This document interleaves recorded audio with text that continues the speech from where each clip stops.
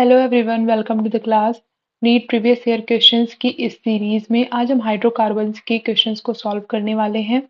So stay tuned. Start करते हैं हमारे फर्स्ट क्वेश्चन से। इसमें पूछा गया है which of the following reactions does not give benzene as the product. आपके पास ये चार रिएक्शंस दी हुई है और इसको आपको बताना है कि किसमें प्रोडक्ट जो है वो बेंजीन नहीं बन रहा है। तो देखते हैं फर्स्ट क्वेश्चन में। फर्स्ट ऑप्शन में गिवन है एल्काइन। अब एल्काइन से अगर रेड हॉट आयरन ट्यूब में रिएक्शन करवाया जा रहा है तो इससे बेंजीन ही बनता है। तो ऑप्शन ए गलत हो जाएगा। कैसे बनता है देखो यहाँ पे H C triple bond C single bond H. यहाँ पे एक और एल्काइन लेते हैं और यहाँ पे एक अनदर एल्काइन लेंगे। अब यहाँ पे देखो ऐसे इलेक्ट्रॉन का रोटेशन होता है और सिंगल बॉन्ड का फॉर्मेशन होता है। अब इनके बीच में सिंगल बॉन्ड फॉर्मेशन हो जाएगा और यहाँ पे बस केवल डबल बॉन्ड बचेगा। देखो ऐसे हो जाता है। तो इससे बेंजीन का फॉर्मेशन हुआ, इसलिए ऑप्शन ए तो गलत हो जाएगा। नेक्स्ट ऑप्शन में देखो, यहाँ पे बेंजीन के साथ N2 लगा हुआ है और Cl माइनस से रिएक्शन करवा रहे हैं। तो यहाँ पे क्या होगा कि N2 एक गुड लिविंग ग्रुप होता है, तो Cl माइनस आएगा, कार्बन पे अटैक करेगा और N2 बाहर निकल जाएगा। तो इसकी वजह से यहाँ पे ऐसे क्लोरीन लगेगा, लेकिन हमें मीडियम में वाटर भी गिवन है। तो जब इसका रिएक्शन वाटर आता है तो यहाँ पे फिर से सब्स्टिट्यूशन रिएक्शन होगा और ये Cl को निकाल करके यहाँ पे OH लग जाता है। तो इससे फिनॉल का फॉर्मेशन होता है। यहाँ पे बेंजीन का फॉर्मेशन नहीं हुआ, इसलिए ऑप्शन बी करेक्ट ऑप्शन हो जाएगा। नेक्स्ट ऑप्शन देखते हैं। यहाँ पे सोडा लाइम का रिएक्शन करवाया गया है। तो सोडा लाइम का रिएक्शन जब इस तरीके की स्पीसीज से करवाते हैं तो यहाँ पे देखो सोडियम के ऊपर पॉजिटिव चार्ज होगा और यहाँ पे निगेटिव चार्ज होगा। निगेटिव चार्ज ऐसे जाएगा और यहाँ पे CO2 गैस बाहर निकल जाएगी। यहाँ पे बेंजीन का फॉर्मेशन हो जाएगा, इसलिए ऑप्शन सी भी गलत हो जाएगा। नेक्स्ट है एनहेक्सेन का रिएक्शन जब MO2O3 से करवाते हैं तो यहाँ पे ऑक्सीडेशन होता है और बेंजीन का फॉर्मेशन हो जाता है। तो आपने देखा कि ए सी डी सब में ही बेंजीन का फॉर्मेशन हुआ है, लेकिन बी ऑप्शन में बेंजीन नहीं बल्कि फिनॉल फॉर्म हुआ है, इसलिए B option is correct option here. Next है which of the following compound does not decolourise with bromine water. Bromine water क्या होता है? टेस्ट ऑफ अनसेचुरेशन देता है। Test of unsaturation. अनसेचुरेशन का मतलब क्या होता है? जहां पे अगर डबल बॉन्ड है, डबल बॉन्ड प्रेजेंट है, तो ब्रोमीन उससे रिएक्ट करके वहां पे सिंगल बॉन्ड का फॉर्मेशन कर देता है और खुद जुड़ जाता है, सिंगल बॉन्डेड ब्रोमीन कंपाउंड बन जाता है। तो जिस भी कंपाउंड में डबल बॉन्ड प्रेजेंट होगा मतलब कि वो ब्रोमीन वाटर टेस्ट देगा।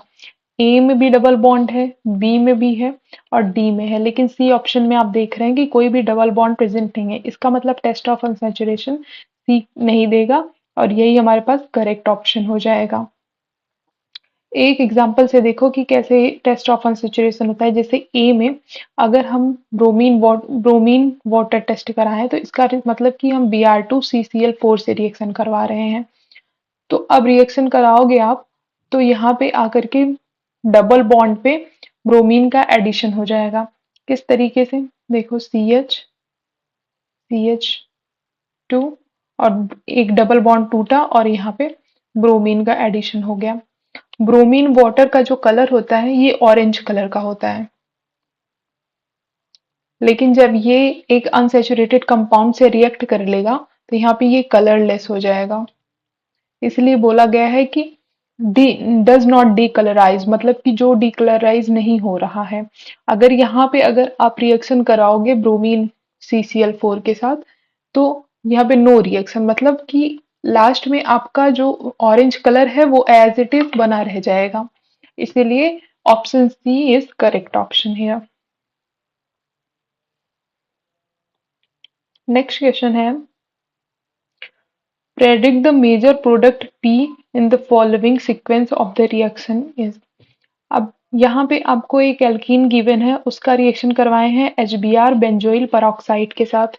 ये आपको पता है कि जहाँ पे बेंजोइल पेरोक्साइड या पेरोक्साइड गिवन हो जाता है वहां पे एंटी मॉर्कोनिकॉफ रूल के हिसाब से एडिशन होता है। तो सबसे पहला देखो हमारे पास क्या गिवन है रिएक्टेंट, ये रिएक्टेंट गिवन है और यहाँ पे आपको HBr और H2O2 से रिएक्शन करवाया गया है। अब एंटी मॉर्कोनिकॉफ रूल के हिसाब से अगर आप एडिशन करवाएंगे तो निगेटिव पार्ट वहां पे जुड़ेगा जहां पे हाइड्रोजन की संख्या ज्यादा होगी। इस साइड हाइड्रोजन ज्यादा है, इस साइड कम है, तो Br यहाँ पे जुड़ जाएगा। Br आपको यहाँ पे जोड़ देना है और लास्ट में यहाँ पे CH3 और इधर H आप ऐड कर देंगे। नेक्स्ट है इसका रिएक्शन करवाया गया है KCN के साथ। KCN, अब KCN में Cn negative nucleophilic substitution reaction करेगा और ब्रोमीन को बाहर कर देगा।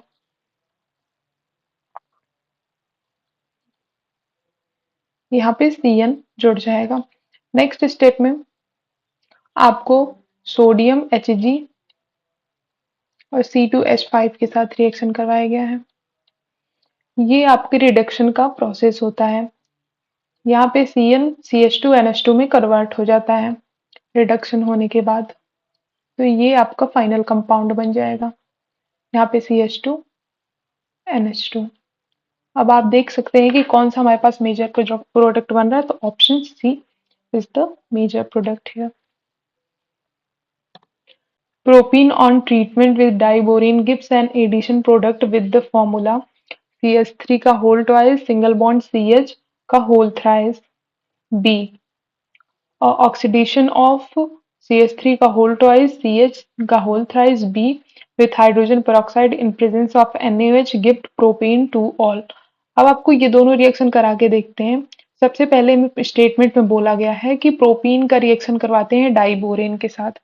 तो प्रोपीन क्या होता है CH3 CH double bond CH2।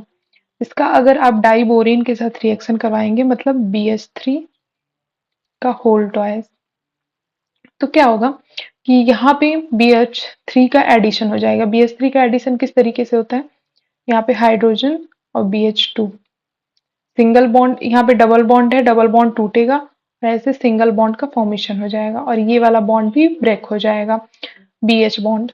अब देखो किस तरीके की स्पीसीज बन रही है, ऐसे CH3 CH2 CH2 BH2 ये बन रहा है। अभी भी हमारे पास BH3 है और ये कंपाउंड भी है, तो यहाँ पे दो हाइड्रोजन हट करके जो है यहाँ पे दो हाइड्रोजन हट करके एल्किल ग्रुप लग जाएंगे। तो किस तरीके से होगा CH3 CH2 CH2, दो बार ये रिएक्शन हो रही है, सेम रिएक्शन दो बार होगी तो दोनों हाइड्रोजन निकल करके वहां पे एल्किल ग्रुप लग जाएंगे। तो ये देखो ऐसे तीनों हाइड्रोजन हटे बोरान के साथ जो लगे हुए हैं और यहाँ पे तीन एल्किल ग्रुप लग गए। अब इसकी रिएक्शन अगर आप H2O2 OH निगेटिव के साथ कराते हैं तो क्या बनेगा CH3 CH2 CH2 OH, boron को हटा करके यहाँ पे OH लग जा रहा है और प्राइमरी अल्कोहल बन जाएगा। इसमें क्या हुआ है कि diborane gives an addition product with the formula, तो ये तो बन नहीं रहा है। यहाँ पे देखो हमारा ये वाला प्रोडक्ट बन रहा है, इसका मतलब स्टेटमेंट ए इज इनकरेक्ट है। तो स्टेटमेंट वन इज करेक्ट, ये तो गलत हो जाएगा। स्टेटमेंट वन इज इनकरेक्ट, ये सही हो सकता है। बोथ आर करेक्ट, ये भी गलत हो जाएगा। बोथ आर इनकरेक्ट, ये भी सही हो सकता है। अब देखो कैसे पता चलेगा, सेकेंड वाली स्टेटमेंट देखो, इसमें क्या बोला गया है कि ऑक्सीडेशन ऑफ, इसका ऑक्सीडेशन करवाने पे प्रोपेन टू ऑल है, तो इसका पहले हम देखो ऐसे लिख सकते हैं कि CH CH3 CH3 उसके बाद B का होल थ्राइस। अब इसका अगर ऑक्सीडेशन कराओगे OH माइनस H2O2, तो ऑक्सीडेशन में सिंपली क्या करना है आपको, यहाँ से बोरॉन हटा करके OH लगा देना है, तो CH3 CH CH3 और यहाँ पे OH हो जाएगा। तो क्या ये प्रोपेन टू ऑल है, देखो 1 2 3, तो 2 नंबर पे OH लगा हुआ है, इसका मतलब प्रोपेन टू ऑल हो गया। तो स्टेटमेंट 2 यहाँ पे करेक्ट स्टेटमेंट हो जाएगी। तो स्टेटमेंट 1 हमारी इनकरेक्ट है, स्टेटमेंट 2 करेक्ट है। Option B is correct option here. The alkane that can be oxidized to the corresponding alcohol by KMnO4 as the equation। आपको यहाँ पे ये इक्वेशन दी हुई है, इसमें आपको पूछा हुआ है R1, R2, R3 क्या होंगे कि KMnO4 से वो ऑक्सीडाइज होकर के एल्कोहल में कन्वर्ट हो जाते हैं। तो आपको पता है कि अगर टर्शरी हाइड्रोजन प्रेजेंट होगा तो ये अल्कोहल में कन्वर्ट हो जाता है KMnO4 के साथ रिएक्शन करके। तो टर्शरी हाइड्रोजन का क्या मतलब होता है कि कार्बन के साथ 3 अदर कार्बन भी जुड़े होंगे। इसका मतलब R1, R2, R3 ये तीनों CH3 होने चाहिए। ऑप्शन बी में यही गिवन है। R1, R2, R3 सब CH3 गिवन है, इसलिए option B is correct option है। Identify the product A in the following reaction. आपको ये रिएक्शन गिवन है, इसमें पूछा हुआ है कि ए क्या बनेगा। जिंक Hg और कंसंट्रेटेड HCl के साथ रिएक्शन करवाया गया है, तो इसको बोलते हैं क्लेमेंसन रिडक्शन। क्लेमेंसन रिडक्शन में क्या होता है कि ये कीटोन के साथ या एल्डिहाइड के साथ रिएक्शन करता है जिंक HgHCl, और उसको करेस्पॉन्डिंग एल्किल ग्रुप में या एल्केन में कन्वर्ट कर देता है। जैसे कि अब यहाँ पे डबल बॉन्ड है ना, डबल बॉन्ड O होगा यहाँ पे, कीटोन के साथ रिएक्शन होता है या फिर एल्डिहाइड के साथ रिएक्शन होता है। तो ये अब इसको रिडक्शन करके यहाँ से हाइड्रोजन को एडिशन कर देगा, यहाँ पे दोनों हाइड्रोजन ऐड हो जाएंगे। तो इसमें देखो कौन से ऑप्शन में ऐसा गिवन है, इसमें अल्कोहल गिवन है, अल्कोहल तो बनेगा नहीं। इसमें भी अल्कोहल है, अल्कोहल भी नहीं बनता है। लास्ट में इसमें देखो, इसमें एक कार्बन ही कम कर दिया गया है, तो इसलिए ये नहीं होगा। डी ऑप्शन इज करेक्ट, क्योंकि यहाँ पे देखो डबल बॉन्ड यहाँ पे लगा हुआ था, अब इसको हटा करके दोनों हाइड्रोजन लग गया है। यहाँ पे डबल बॉन्ड लगा था, इसको हटा के हाइड्रोजन लग गया है, इसलिए ऑप्शन डी इज करेक्ट है। ये कौन सी रिएक्शन है, क्लेमेंसन रिडक्शन। नेक्स्ट है the decreasing order of boiling point of the following alkenes is. तो अगर देखो नंबर ऑफ एल्कीन बढ़ रहे हैं तो बॉइलिंग पॉइंट भी बढ़ता जाता है, फर्स्ट थिंग। और सेकेंड थिंग क्या है कि ब्रांचिंग अगर बढ़ रही है तो भी बॉइलिंग पॉइंट घटता है। कैसे घटता है, देखो अगर ब्रांचिंग बढ़ रही है इसका मतलब कि होगा जो सरफेस एरिया होगी वो कम होती चली जाएगी।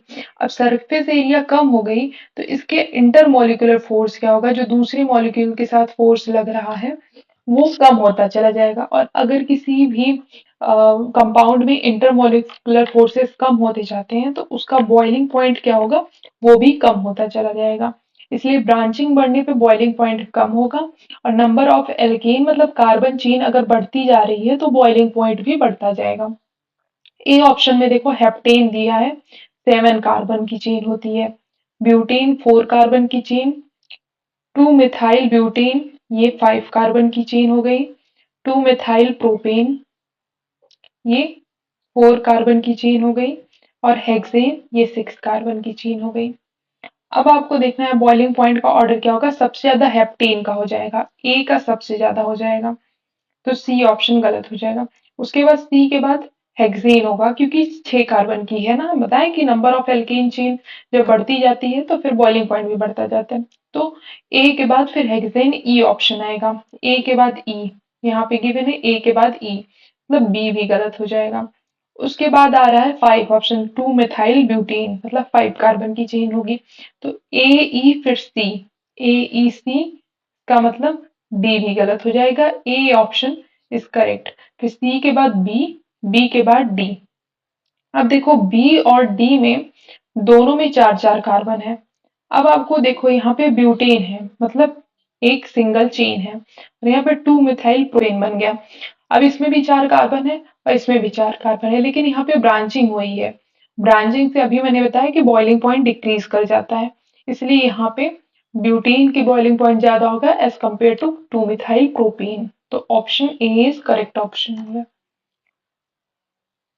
The product A and B in the following reaction sequence is. ये आपको रिएक्शन सीक्वेंस दी हुई है और उसमें पूछा है प्रोडक्ट ए और बी क्या होगा। फर्स्ट में देखो एक एल्कीन है, उसका रिएक्शन आपको करवाना है HBr के साथ।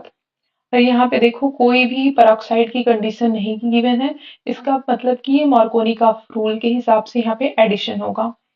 फर्स्ट देखो यहाँ पे पीएच डबल बॉन्ड का रिएक्शन अगर मैं HBr से कराती हूँ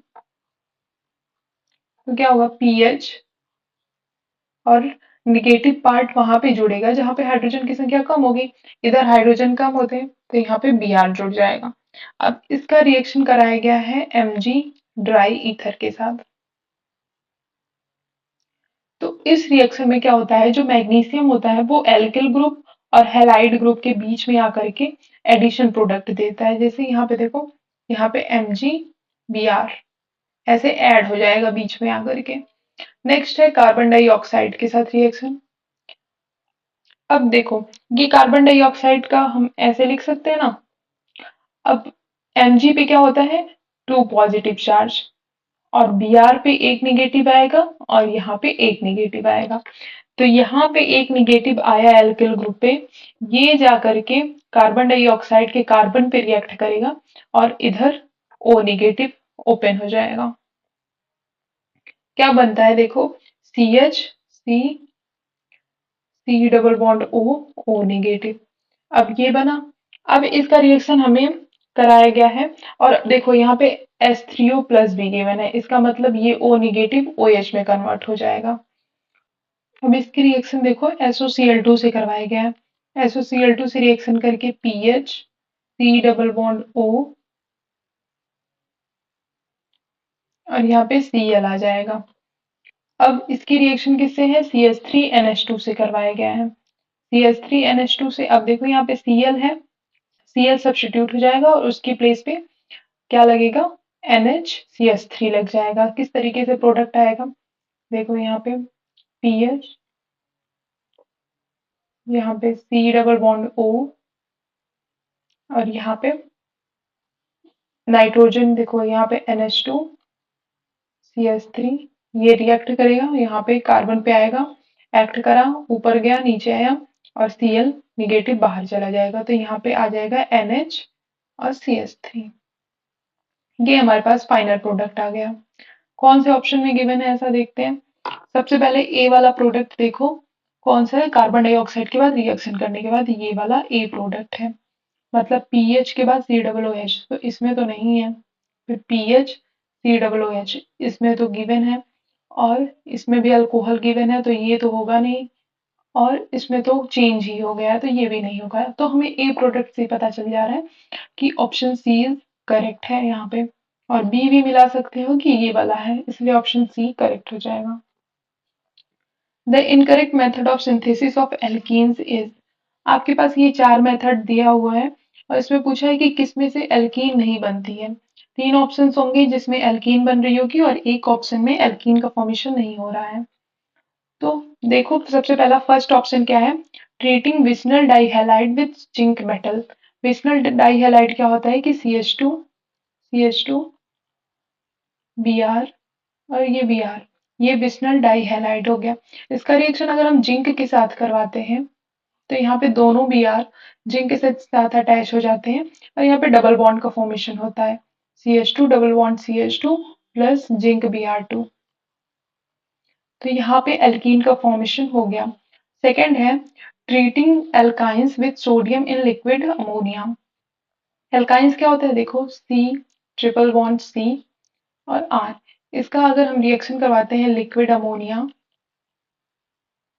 विद सोडियम तो ये हमारे पास एक ट्रांस एल्कीन का फॉर्मेशन करता है, C डबल बॉन्ड C, यहाँ पे H, ये R, यहाँ पे R और ये H, ये एक ट्रांस एल्कीन हुई।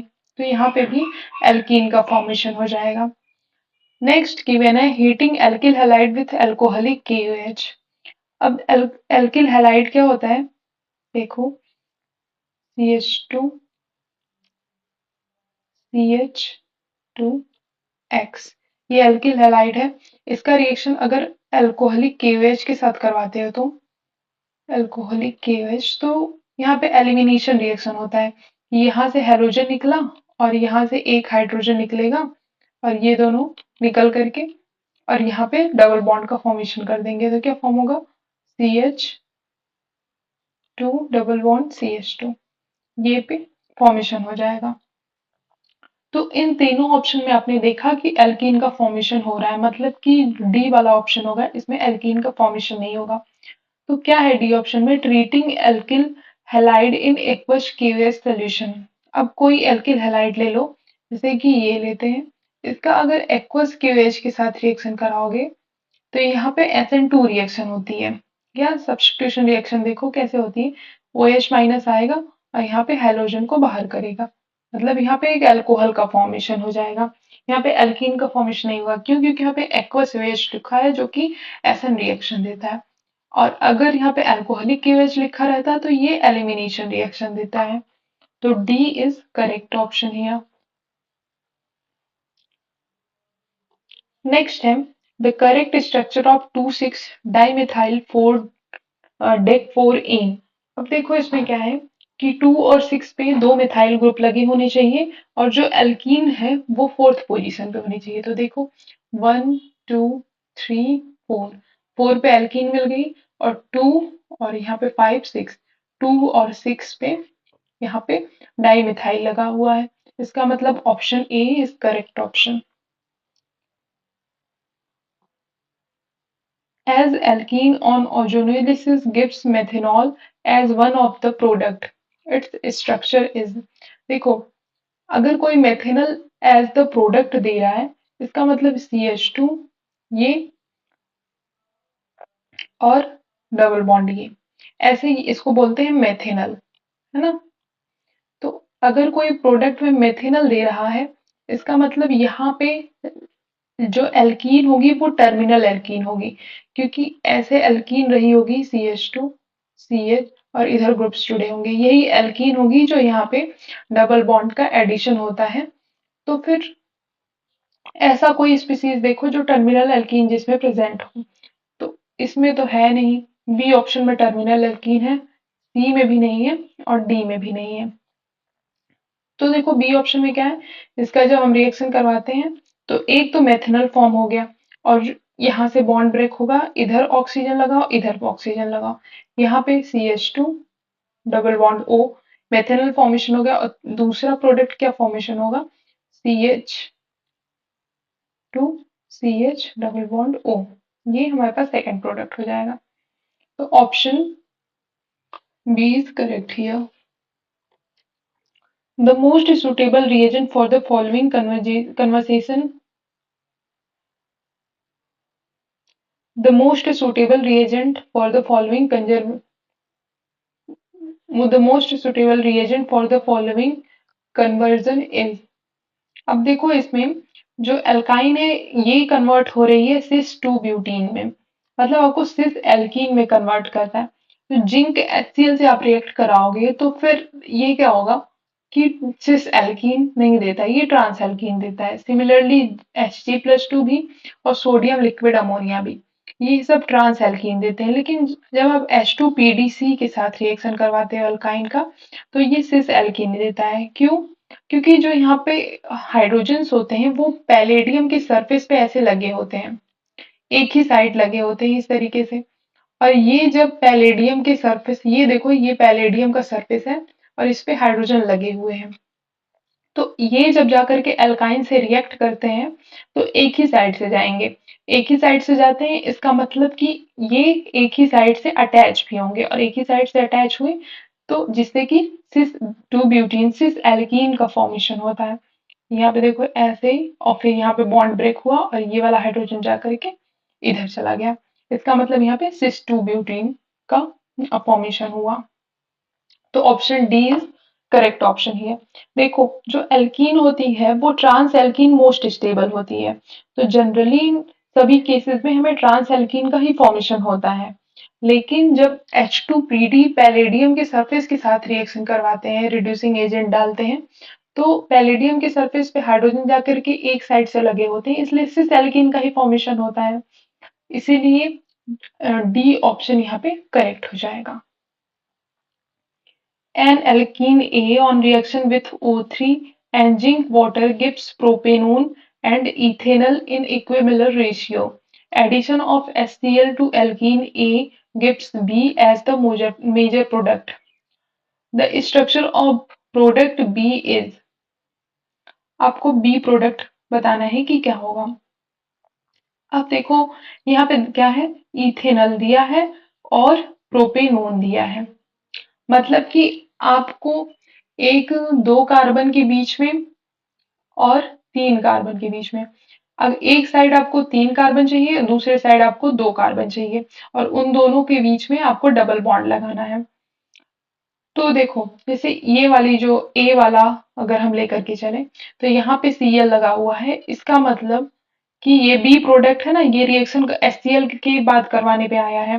तो अगर देखो इसकी एल्कीन कैसी रही होगी, CH3 CH2 double bond C CH3 CH3, ये एल्कीन रही होगी। तो इसमें देखो क्या है कि अब इस एल्कीन में आप HCl से रिएक्ट कराओगे तो ए वाला प्रोडक्ट आ जाएगा। ठीक, अब ए वाले प्रोडक्ट में अगर हम ओजोनोलिसिस करवाते हैं, O3 और जिंक वाटर के साथ रिएक्शन करवाते हैं, तो क्या बनता है, यहाँ पे डबल बॉन्ड ब्रेक होगा और दोनों साइड ऑक्सीजन लग जाएगा। क्या बना, CH3 CH2 double bond O plus C CH3 CH3 double bond O।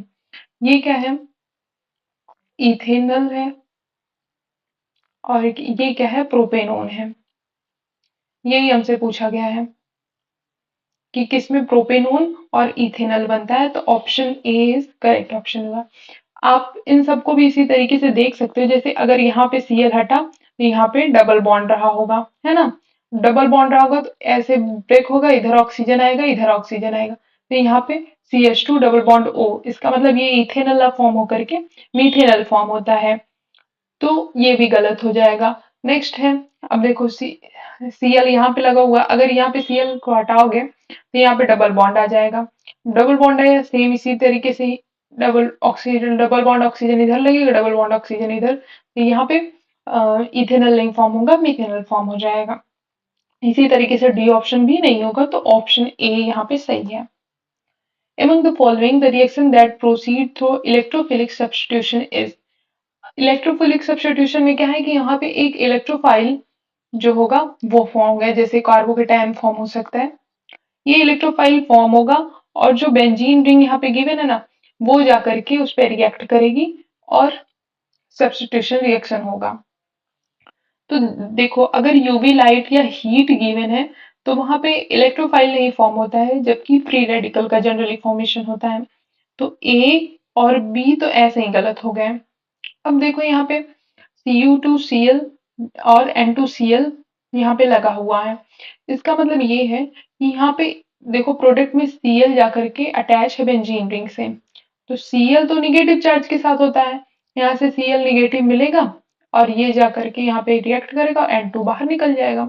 इसका मतलब ये सब्स्टिट्यूशन रिएक्शन है न, सब्स्टिट्यूशन रिएक्शन है लेकिन न्यूक्लियोफिलिक सब्स्टिट्यूशन है, क्योंकि यहाँ पे Cl माइनस न्यूक्लियोफाइल है। हाँ,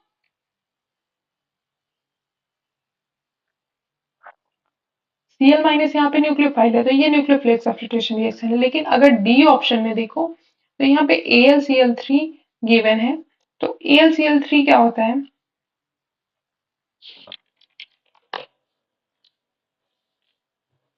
अब इस रिएक्शन में ये इससे जुड़ा नहीं हुआ है, यहाँ पे प्लस लगा है, तो अब देखो Cl2 प्लस AlCl3 ये रिएक्ट कर रहा है, और यहाँ पे फॉर्मेशन होगा AlCl4 प्लस Cl पॉजिटिव का। अब ये Cl पॉजिटिव जाकर के बेंजीन रिंग के साथ रिएक्ट करेगा और यहाँ पे क्लोरोबेंजीन का फॉर्मेशन हो जाएगा। इसका मतलब ये यहाँ पे इलेक्ट्रोफाइल है, जो कि इलेक्ट्रोफाइल जाकर के यहाँ पे रिएक्ट कर रहा है, इसलिए ये इलेक्ट्रोफिलिक सब्स्टिट्यूशन रिएक्शन हो जाएगी। Option D is correct option given. Hydrocarbon A react with bromine by substitution to form alkyl bromide with by Wood's reaction is converted to gaseous hydrocarbon containing less than 4 carbon atoms. A is, अब इसमें देखो कि last में क्या है कि Wurtz reaction करवाई गई है, तो आपको ऐसा हाइड्रोकार्बन देखना होगा जिसमें लेस देन 2 कार्बन ही प्रेजेंट हो, क्योंकि अगर 2 कार्बन प्रेजेंट है तो वो वुड्स रिएक्शन के बाद 4 कार्बन बन जाते हैं। हमसे क्या बोला है कि लेस देन 4 कार्बन एटम्स, तो लेस देन 4 कार्बन एटम मतलब कि उसमें 2 से कम होने चाहिए, तभी 4 से कम बनते हैं। इसका मतलब देखो 2 तो सब में गिवन है एक्सेप्ट डी ऑप्शन, तो डी ही हमारा करेक्ट ऑप्शन हो जाएगा। यहाँ पे क्या होगा कि CH4 ये रिएक्ट करेगा ब्रोमीन के साथ Br2 in presence of HNu और फॉर्म होगा CH3Br। ये फ्री रेडिकल रिएक्शन होगी। और उसके बाद इसका रिएक्शन अगर हम सोडियम ईथर के साथ करवाते हैं जो कि वुड्स रिएक्शन है, तो क्या फॉर्म होगा CH3CH3। अब ये जो प्रोडक्ट है इसमें लेस देन 4 कार्बन है, इसका मतलब option D is correct option here. With respect to the conformer of ethane, which of the following statement is true? Ethane क्या होता है CH3CH3। इसका जो कन्फर्मर होता है वो कैसे बनता है, देखो 2 कन्फर्मर इसके बनते हैं इस तरीके से।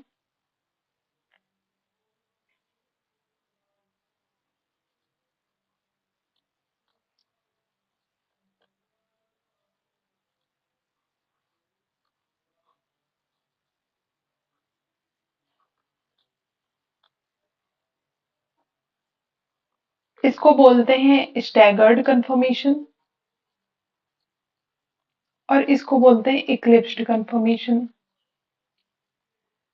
तो कन्फर्मर क्या होते हैं कि जब हम सिंगल बॉन्ड के अराउंड रोटेशन करवाते हैं, ना कि कोई बॉन्ड को तोड़ते हैं, तो उससे कन्फर्मर होता है कि जैसे अगर हम सिंगल बॉन्ड के अराउंड रोटेशन करवाएं, इन सिंगल बॉन्ड के अराउंड रोटेशन करवाएं, तो देखो ऐसे इन दोनों हाइड्रोजन के बीच में जो एंगल होगा वो 60 डिग्री का होगा और इन दोनों हाइड्रोजन के बीच में 0 डिग्री का। तो 0 डिग्री से रोटेशन करवा के हम 60 डिग्री पे पहुंच सकते हैं। तो बस इसमें क्या होगा कि सिंगल बॉन्ड के अराउंड रोटेशन होगा और कन्फर्मर का फॉर्मेशन हो जाएगा। तो इसमें बॉन्ड एंगल में भी कोई चेंज नहीं आ रहा है और बॉन्ड लेंथ में भी कोई चेंज नहीं आ रहा है। किसमें? तो bond angle change but bond length remains change same, तो ये भी नहीं होगा। Both bond angle bond length change, both bond angle bond remain same, तो सी ऑप्शन ही करेक्ट हो जाएगा कि इसमें बॉन्ड लेंथ में भी कंफर्म में कोई चेंज नहीं आ रहा है और बॉन्ड एंगल में भी कोई चेंज नहीं है। लेकिन ये जो चेंज है 60 डिग्री का और 0 डिग्री का, ये किसका है? डाईहेड्रल एंगल में चेंज है, जो कि क्वेश्चन में ही गिवन है। अगर पूछता है कि डाईहेड्रल एंगल चेंज तो फिर वो रहता है, लेकिन यहाँ पे सिंपल बॉन्ड एंगल पूछा है तो वो तो सेम ही रहेगा। नेक्स्ट क्वेश्चन है predict the correct intermediate and product in the following reaction. ये रिएक्शन है H2O H2SO4 HgSO4 के साथ अल्काइन की रिएक्शन करवा रहे हैं। तो इस रिएक्शन को बोलते हैं इस रिएक्शन को बोलते हैं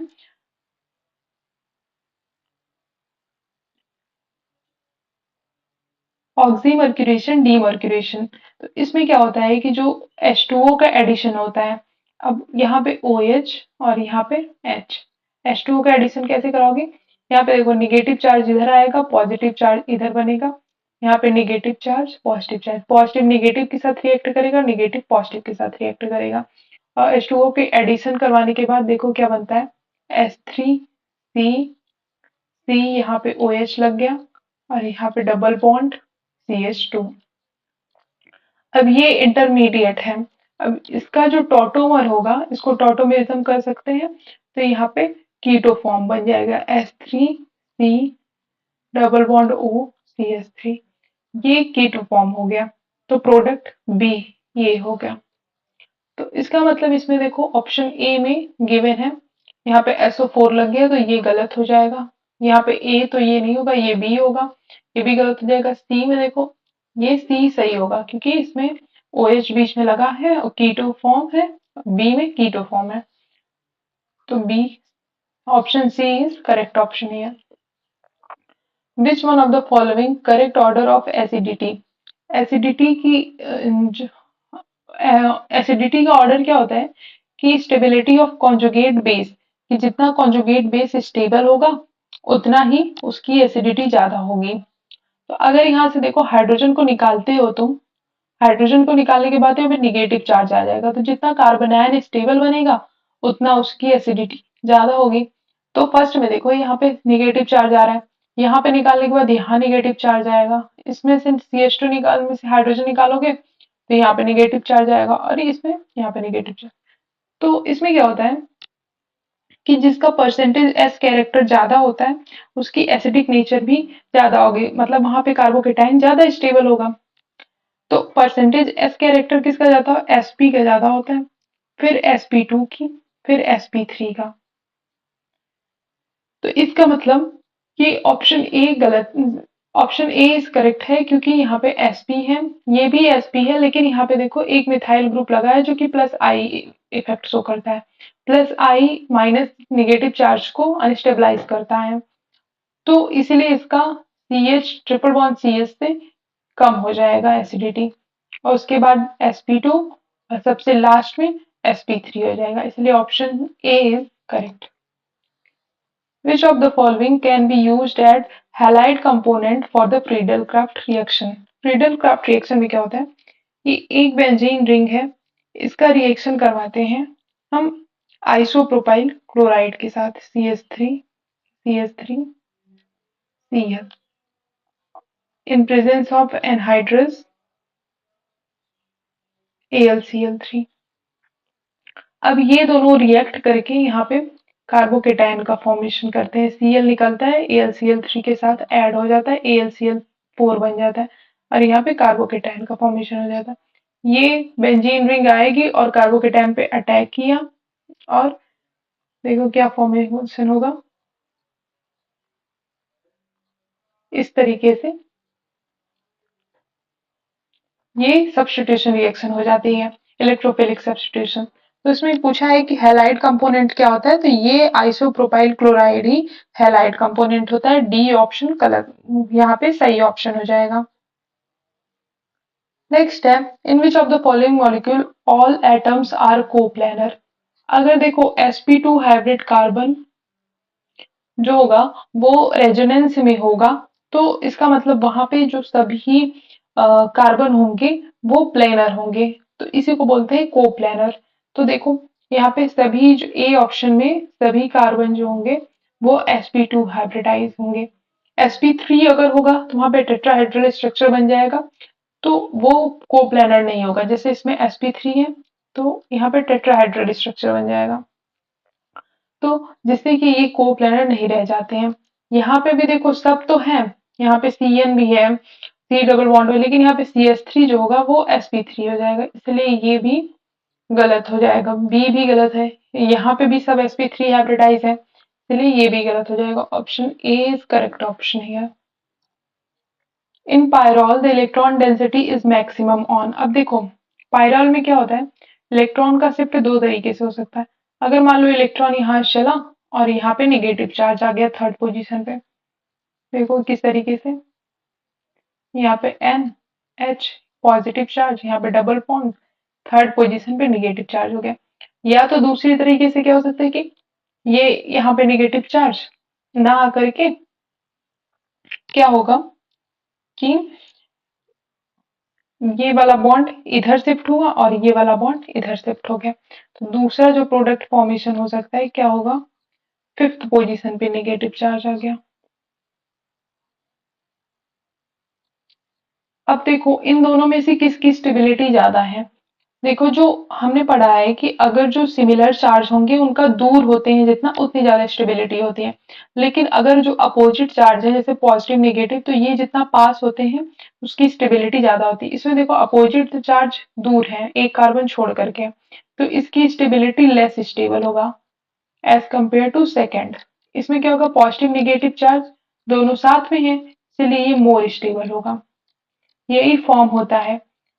तो अब देखो इसमें निगेटिव चार्ज किस पे है, फिफ्थ पोजीशन पे है, फिफ्थ और जो सेकंड पोजीशन है ये दोनों सिमिलर पोजीशन है, अभी इसको घुमा दोगे ऐसे से तो इसमें यहाँ पे आ जाएगा नेगेटिव चार्ज, है ना। तो फिफ्थ और सेकंड पोजीशन ज्यादा जो है सिमिलर है, इसलिए यहाँ पे देखो नेगेटिव चार्ज मोर स्टेबल है, इसका मतलब यहाँ पे इलेक्ट्रॉन डेंसिटी भी ज्यादा होगी, तो ऑप्शन सी में 2 और 4 दिया है, ये गलत हो जाएगा, हमें 2 और 5th चाहिए। ऑप्शन डी में 2 और 5th दिया है, तो ये सही हो जाएगा क्योंकि 2 और 5th पे नेगेटिव चार्ज स्टेबल हो रहा है, इसलिए वहां पे इलेक्ट्रॉन डेंसिटी भी ज्यादा हो जाएगी। नेक्स्ट है, इन द गिवन रिएक्शन, ये रिएक्शन गिवन है, द प्रोडक्ट पी इज। अब देखो इस रिएक्शन में क्या होगा कि ये एक एल्कीन आपको गिवन है जिसका रिएक्शन HF के साथ करवाया गया। अब एल्कीन के एक साइड पॉजिटिव चार्ज होता है, नेगेटिव साइड एक साइड नेगेटिव चार्ज होता है। हाइड्रोजन पे पॉजिटिव, इस पे नेगेटिव, तो पॉजिटिव वाला नेगेटिव के साथ रिएक्शन करेगा, नेगेटिव वाला पॉजिटिव के साथ रिएक्शन करेगा, और यहाँ पे फ्लोरीन, यहाँ पे हाइड्रोजन ऐड हो जाएगा। अब इसका रिएक्शन करवाया गया है बेंजीन रिंग के साथ।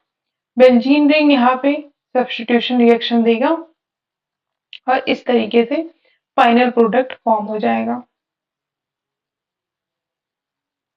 मतलब option C is correct option है। The compound that will react most readily with gaseous bromine has the formula। अब जो देखो ब्रोमीन के साथ जो रिएक्शन करने का ट्रेंड होता है वो किसका होता है, एल्कीन का सबसे ज्यादा होता है, उसके बाद एल्काइन का होता है, उसके बाद एल्कीन का होता है। अब मतलब एल्कीन का जो होगा वो सबसे ज्यादा होगा। देखो किसमें एल्कीन गिवन है, फर्स्ट है C3H6, मतलब ये, सेकंड है C2H2 मतलब alkyne, CH triple bond CH, C4H10 मतलब ब्यूटेन, एक दो तीन चार, चार कार्बन की चेन, C2H4 मतलब अगेन एल्कीन। तो एल्कीन का सबसे ज्यादा होता है, इसलिए बी और सी ऑप्शन कट गए। अब देखो डी ऑप्शन में भी एल्केन गिवन है और ए ऑप्शन में भी एल्कीन ही गिवन है। अब एल्कीन में देखो सबसे पहले Br2 रिएक्ट करता है, तो एल्कीन क्या होगा, इसके ऊपर रिएक्ट करा और इस तरीके से Br पॉजिटिव। अब ये एक इंटरमीडिएट आपका फॉर्म हो गया। अब यहाँ पे देखो, यहाँ पे प्लस आई ग्रुप लगा हुआ है जिसकी वजह से जो एल्कीन पे इलेक्ट्रॉन डेंसिटी है यहाँ पे डबल बॉन्ड ये बढ़ती चली जाती है और ये आसानी से ब्रोमीन पर अटैक कर पाता है, यही आपका RDS होगा। और यहाँ पे प्लस आई ग्रुप लगे होने की वजह से यहाँ पे रेट बढ़ जाती है। इस फोर्थ वाले में कोई भी प्लस आई ग्रुप नहीं है, इसलिए इसकी रेट कम हो जाती है एज कम्पेयर टू फर्स्ट, इसलिए first option is correct option here. So this is all the questions from 2025 to 2015। I hope आपको ये सभी क्वेश्चन समझ में आए हो। Thank you so much for watching।